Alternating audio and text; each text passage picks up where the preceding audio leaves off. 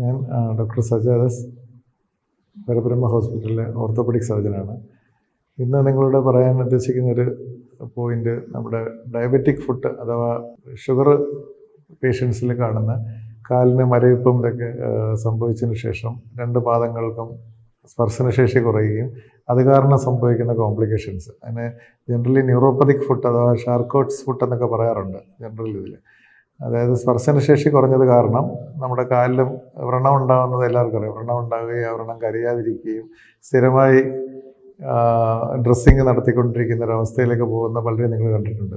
എന്നാൽ ഇതിൻ്റെയൊക്കെ അടിസ്ഥാന പ്രശ്നം ശരിക്കും ഇതിനുള്ളിൽ നമ്മുടെ പാദത്തിൻ്റെ ചെറിയ അസ്ഥികൾക്ക് ഇതിൻ്റെ ജോയിൻറ്റുകളിൽ സ്പർശനശേഷി കുറഞ്ഞിട്ട് ആ അസ്ഥികൾ തമ്മിൽ ഉരഞ്ഞിട്ട് അസ്ഥി പൊടിയുകയും തേയ്മാനം കൂടുകയൊക്കെ ചെയ്യുന്ന അവസ്ഥയാണ്. അത് ആളിന് വേദന അനുഭവിക്കാൻ പറ്റാത്തത് കാരണം ഇത് നിർബാധം നടന്നുകൊണ്ടിരിക്കും. നമ്മൾ നടക്കുകയും ചെയ്യും, അസ്ഥികൾ പൊടിയുകയും അസ്ഥികൾ പൊട്ടലുണ്ടായി പല പീസുകളായി കിടക്കുകയും എക്സ്റേ എടുക്കുമ്പോൾ മാത്രമാണ് പലപ്പോഴും നമ്മൾ അന്നേരം ആൾക്കാർ വരുന്നത് പലപ്പോഴും നീരായിട്ടാണ്. നീരും പാദം വീങ്ങി വരുന്നതായിട്ട്, ചെരുപ്പിടാൻ പറ്റുന്നില്ല അല്ലെങ്കിൽ ഷൂ ഇടാൻ പറ്റുന്നില്ല എന്ന് പറഞ്ഞാണ് വരുന്നത്. എക്സ്റേ എടുക്കുമ്പോഴായിരിക്കും നമ്മൾ അസ്ഥികൾ പൊടിഞ്ഞ് കിടക്കുന്നതായിട്ട് കാണാൻ സാധിക്കുന്നത്. എന്നാൽ ഇതിൻ്റെ പല രീതിയിൽ ട്രീറ്റ്മെൻറ്റ് ഉണ്ട്. ആദ്യമായി അതിൻ്റെ സ്റ്റേജ് അനുസരിച്ചാണ്. നീര് കൂടുകയൊക്കെയുള്ള സ്റ്റേജിലും പൊട്ടൽ സംഭവിക്കുന്നതിന് മുമ്പാണെങ്കിൽ നമ്മൾ പ്ലാസ്റ്റർ ഇട്ട് നീര് കുറയ്ക്കാൻ പറ്റും.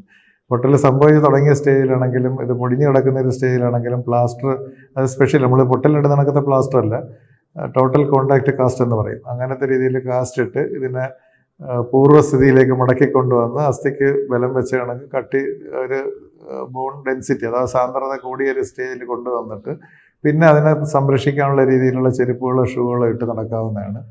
അതെല്ലാം നോർമൽ ഷേപ്പ് മാറി, അസ്ഥിയെല്ലാം പൊടിഞ്ഞ് ഷേപ്പ് മാറി തഴമ്പ് വരും. ആൾക്കാർ എന്നിട്ട് തഴമ്പെന്ന് ആണി എന്നൊക്കെ പറഞ്ഞ് നടക്കാറുണ്ട്. പക്ഷേ തഴമ്പ് വരുന്ന ഉള്ളിൽ അസ്ഥി പ്രസ്സായിട്ട് വരുന്ന ആ ഒരു തൊലിപ്പുറത്ത് വരുന്ന ചേഞ്ചാണ്. അന്നേരം അത് മാറാനായിട്ട് നമ്മൾ പഴയതുപോലെ ഫുട്ടിൻ്റെ പാദത്തിൻ്റെ ഷേപ്പ് അതേ കണക്കാക്കി എടുക്കുന്ന സർജറികൾ ചെയ്യാറുണ്ട്. അന്നേരം ഇതൊക്കെ മുറിവ് വരുന്നതിന് മുമ്പ് ചെയ്താൽ അത്രയും നല്ലതാണ്. മുറിവ് ആയി കഴിഞ്ഞ് കഴിഞ്ഞാൽ മുറിവ് ഉണങ്ങുന്നതിന് വേണ്ടി താമസം ഉണ്ടാകും. അന്നേരം സർജറിയോട് നമുക്ക് പാദത്തിൻ്റെ ഷേപ്പ് അസ്ഥികളിൽ അതേ ആകൃതിയിൽ ആർച്ച് പോലൊക്കെ മെയിൻറ്റെയിൻ ചെയ്ത് സർജറി ചെയ്ത് കഴിഞ്ഞാൽ വ്രണം ഉള്ളത് ഉണങ്ങുകയും ചെയ്യും.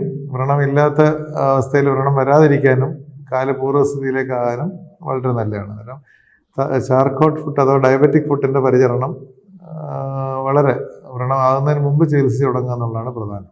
ഇതുപോലുള്ള ടിപ്സിനായിട്ട് പരബ്രഹ്മ ഹോസ്പിറ്റലിൻ്റെ പേജ് നിങ്ങൾ ഫോളോ ചെയ്യുക.